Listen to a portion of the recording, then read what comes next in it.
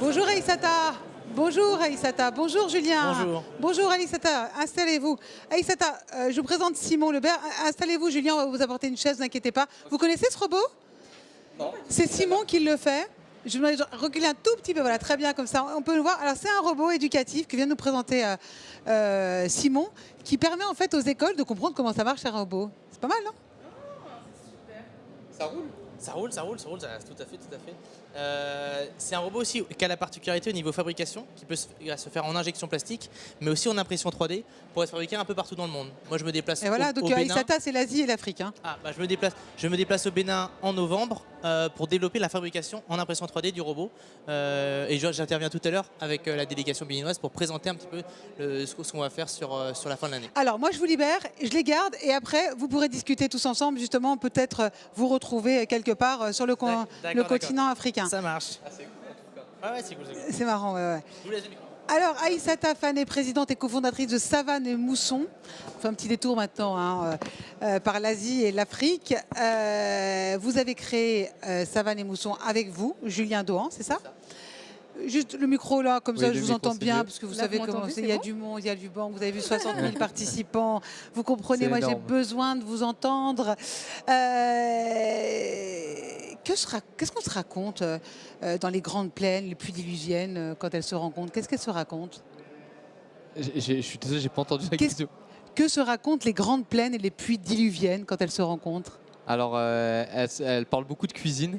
Elle parle beaucoup de cuisine. Ça papote cuisine parce que en fait, c'est de là que tout part. En fait, c'est les points communs entre les cuisines d'Afrique et d'Asie résident dans les ingrédients. En fait, l'histoire de Savane et Mousson, c'est l'histoire de deux jeunes étudiants qui sont partis voyager, chacun dans le continent de l'autre. Le hasard a fait que je suis parti en Afrique, Aïssata en Asie. Et là, on a fait le même constat. Il existe énormément d'ingrédients communs en cuisine d'Afrique et d'Asie.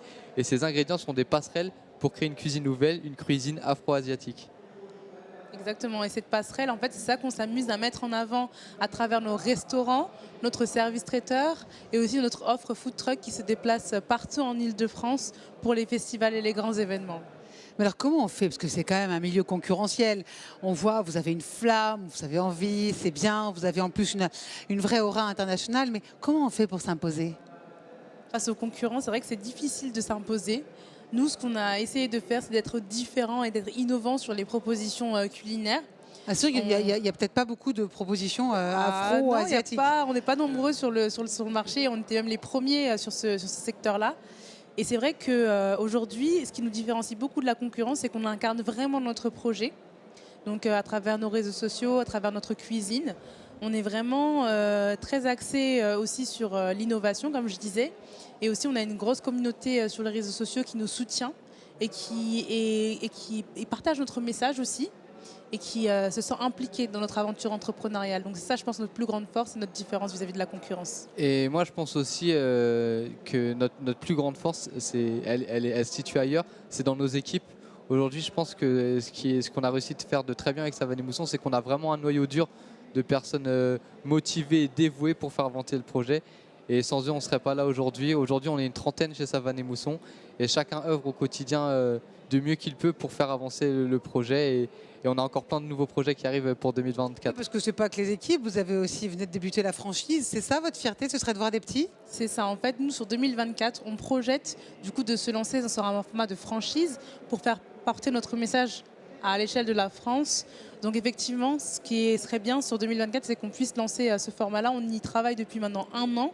On documente tous nos process, on met en place des procédures, des outils de contrôle. On utilise aussi beaucoup l'IA pour pouvoir nous guider dans nos projections, dans notre gestion de stock et donc dans tout notre développement. Et je pense que c'est vraiment quelque chose qu'on va développer sur 2024. On vous tiendra informé de toute façon de tout ça. On a déjà pas mal de demandes et c'est dur de faire le tri. Mais déjà dans quelques mois, en plus, vous êtes sur le Game Changer, non? Il y a le Game Changer dans quelques mois. Est-ce que vous pouvez nous parler de cet événement? En fait, c'est un événement qui rassemble énormément d'acteurs de la food. Exactement. C'est un événement qui aura lieu entre février et mars. La date n'est pas encore totalement fixée. On réfléchit encore. Très olympique tout ça. C'est ça, exactement. Mais c'est un événement qui va rassembler plus de 400 acteurs de la food. On a comme partenaires du coup des instituts comme Metro, comme SumUp qui vont venir et puis pouvoir présenter. Comme Carrefour aussi bientôt. Bientôt exactement. Qui vont être les partenaires de Savane et Mousson et Game Changer sur cet événement.